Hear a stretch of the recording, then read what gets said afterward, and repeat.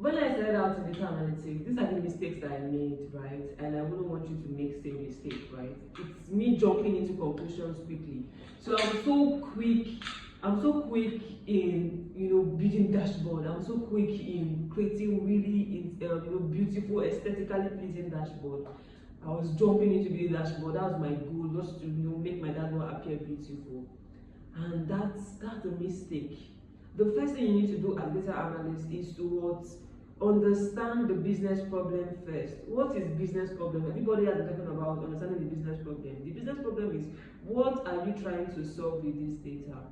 After picking up a data set, what you want to see is, okay, what problem am I going to solve with this data set? Understand the column headers. Do we have sales? Do we have profits? Do we have customers? Do we have products? Do we have dates?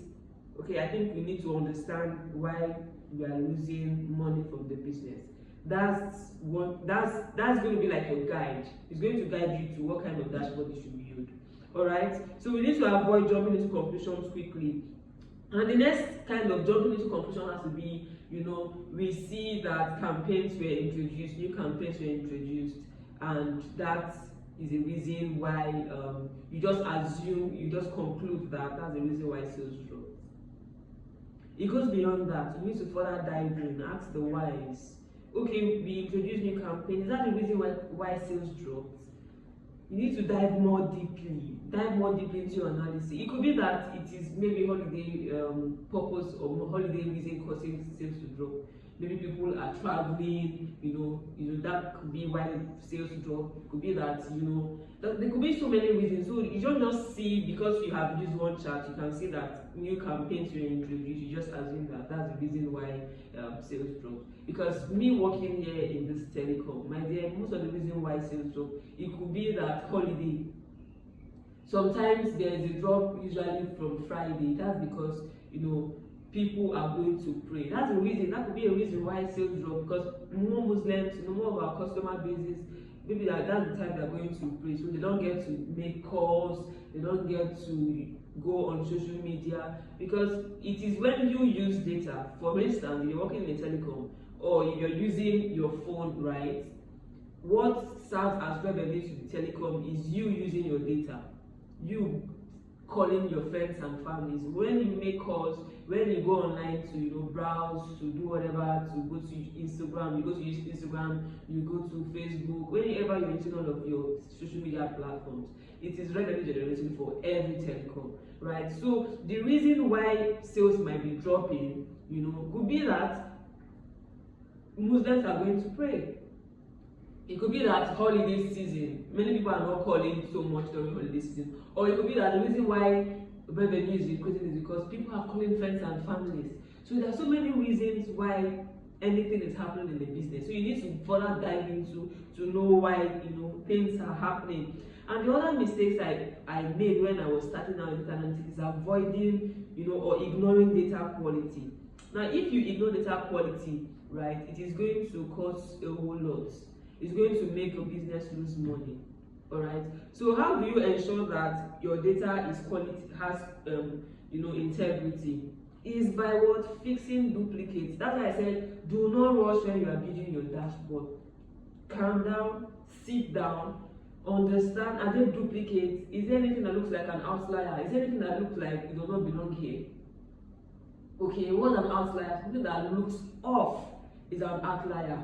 Are there empty cells? This is how you maintain data quality, by removing duplicates, by making sure that there are no outliers, there are no empty cells, all right, and making sure that every incorrect entries are corrected. Right, every inconsistent format is corrected. Probably names of customers are spelled in a capital letter and then small letters, or there are abbreviations scattered everywhere in your data set. You need to fix that. That will give you data quality. All right, and then not understanding the business problem. You just pick a data. The next thing you want to build dashboard. I did that a lot, and I don't want you to repeat that. You need to understand the business problem. What are you trying to solve with that data? All right, and then the next thing is creating complicated dashboard. When I started out firstly, oh God, you had to see my dashboard. It was a mess. It was a mess. my chart were just scattered everywhere.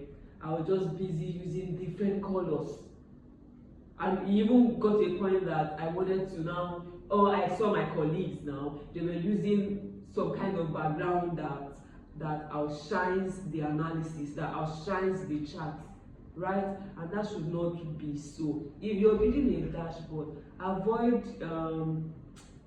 overly decorating that dashboard. All right, if you want to use a background, a certain kind of background, make it so transparent, so transparent that it does not outshine your insight, it does not outshine your chart.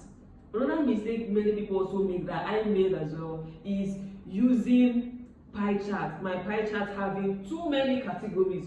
You see my pie chart is like this, and you're seeing too many tiny lines. Like, how now? So please avoid using your pie chart with, avoid using your pie chart using so many categories on your pie chart. Your pie chart should also only contain 6 categories or 5 categories max. All right, and then avoid using so many colors on your dashboard. Please, what are you using so many colors for? Pick a particular color and be consistent. If you're using black, be consistent with black. You can use gray, you can use white, you can use light black, you can, just be consistent. And whatever is making you use red, please know that red serves as danger. If you're using red, let it be that you're using red because you're losing customers in that particular chart. Let it be that because you're using sales, that's where you had the highest sale, the lowest sale, right? Please, I made that mistake, and I don't want you to make that as well. Avoid overly decorating your dashboard, and avoid using so many charts. What is 10 charts doing on one dashboard? Please now, what is 10 charts doing on one dashboard? Avoid that. If you're using know what different charts serves, what their different purposes are. Your pie chart is to compare categories, but not more than 5. Please. Your your bar chart compares categories as well. You can see you want to compare products, use your bar chart, right? And please, on your bar chart, let it have data labels. Always add your data labels, because I cannot be going through your dashboard. I'm not saying how much this particular product has generated, how much this particular country has generated. So please always use data labels for all that you do. And if you're using your pie chart, or you're using your line chart, please, your line chart will only be for it could be yearly trend, it could be monthly trend, it could be hourly trend, all right, or daily trend. Do not use pie chart, do not use line chart for categories. Let it only be for your trend, showing dates over time, showing days over time, showing hours. Okay, that's what you use your line chart for. Know what purpose each of these charts are used for. All right, and then you have so many metrics on your dashboard, so many metrics. If you don't know the problem of the business that you're trying to solve, that's going to make you to have so many metrics. But if you know the problem of the business, you know that the business is losing sales, then you definitely know that I want to see total sales, I want to see total customers, I want to see total products. What else do I want to see? Probably I want to see total profits. That's all. You don't need to have so many metrics on your, what I mean by metrics, I mean your KPIs. You don't want to have so many KPIs on your dashboard. That's the mistake I also made when I was starting out. Please, your metrics shouldn't be more than 4 or 5. Please, on a dashboard. And on a dashboard, please don't have up to like 10 charts on it. Oh no, please don't do that. I did it when I was starting out. Make sure everything is well organized. And do not use overcomplicated charts. Simplicity is key. Do not use overcomplicated charts. No. Use the basic charts. You're starting out, use your basic charts. Alright? Because the whole goal is you're trying to solve a business problem, right? So you don't want to use a complicated chart that will make people not understand what you're trying to say or you're trying to do. So you can use your bar charts, you can use your pie charts, you can use your line charts. That is fine. And your map, that is fine. If you're comparing region, right, for regional comparison, use your map chart. And then the other chart you should use is your bar chart, your cluster or your column bar chart, right? And then you use your pie chart, and then you use your line chart. That's it. Don't use overcomplicated charts. What else do I have here? Choosing the wrong visualization, right? Yes, I've already said that. And then not validating your report.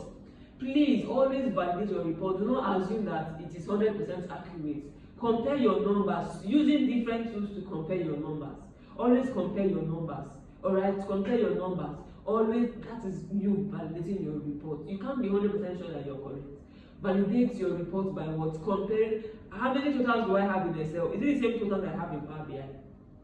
How many totals do I have in SQL? Is it the same total that I have in Excel? Always compare. That is very important that you use different tools. Alright? I learned this when I started working, how to validate data. You should also know how to validate your data now. The earlier you know it, the better for you. Alright, to avoid you getting all embarrassed. And then the next on my list is ignoring context, right? Ignoring context means you see that revenue drop by 10% and you just come and say revenue drop by 10%. My dear, why did it drop? That is basically your work as data analyst. Yes, it dropped. You have said your insights. Why? That's why you see you always need to answer the question why. Ask yourself, ask your data why, and then get the answer from your data. This is the why. This is the reason behind this. Alright, I made this mistake when I was starting out with data analytics, and I wouldn't want you to make the same mistakes. Alright, so validate your data. Do not be in a hurry to build your dashboard. Do not use overcomplicated charts. Right? Simplicity is the best. Do not know what chart is used for what. Right? And then understand the business problem. Always ask the whys and get your answers. Your answers to the whys. Alright, do not rush. And then always clean your data, maintain data quality, clean your data, remove duplicate records, remove standardize every inconsistency, standardize your data. Alright, so if you do this, it makes you better, it makes you a stronger data analyst. In the next video, I'm going to be sharing how you should get ready for an interview, especially for SQL interview. I got that insight from working here, and I'm going to share it with you guys.